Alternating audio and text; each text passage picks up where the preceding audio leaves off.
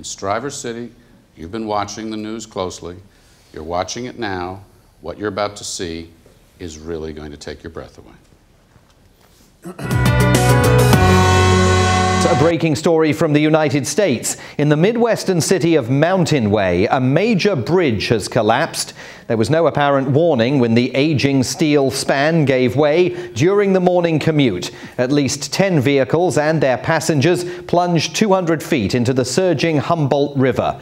Rescue teams have been dispatched to the scene. Mayor, this is terrible because Mountain Way is not far from you, and your phones are ringing before this is even over. And what you've been told grabs you by the gut, because 5 of those cars that went over were from a wedding party, and the bride was from your city, Stryver City. Right. Jim Fallows, terribly, ironically, you wrote this story 6 months ago. Pothole Nation, you called it. Actually true. What is the story?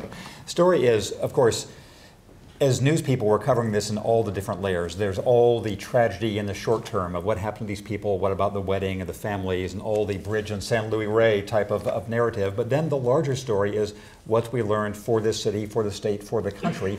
We recognize in telling these stories that, unfortunately, the American public is usually prodded into large changes by tragedies or crises of one kind or another. That we have a hard time dealing with slow boiling problems, but we can respond when there's a crisis. And so this becomes part of the crusade of our publication, which is now going international. And one of the facts that you observed in your story, Jim Fallows, one of the facts that you observed is that in the United States of America today, more than 11,000 bridges are in need of structural repair.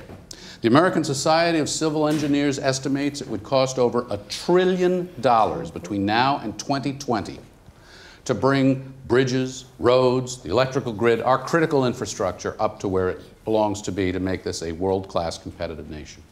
Was that in your story? That was in my story, and part of what our publication is doing is making its campaign for the next few years, saying we've had this dramatic illustration of what goes wrong when we neglect our infrastructure. The infrastructure on the East Coast is from the 1880s.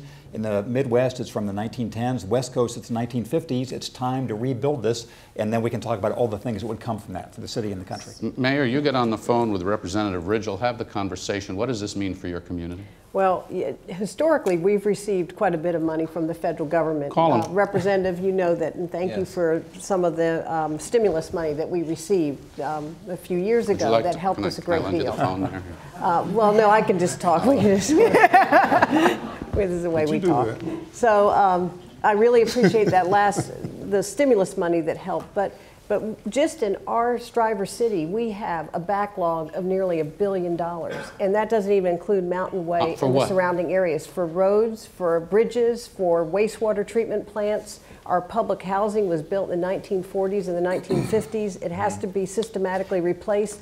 We really rely on federal money, and I'm very concerned that through this budget cutting process that we're just not going to receive the kinds of support that we've received in the past. Madam Mayor, you may have followed what I've been doing here on this. The fact is this current tax code that we've been under for 12 years yields 16.9%, and we haven't run our country on that since 1959. 16.9% of GDP.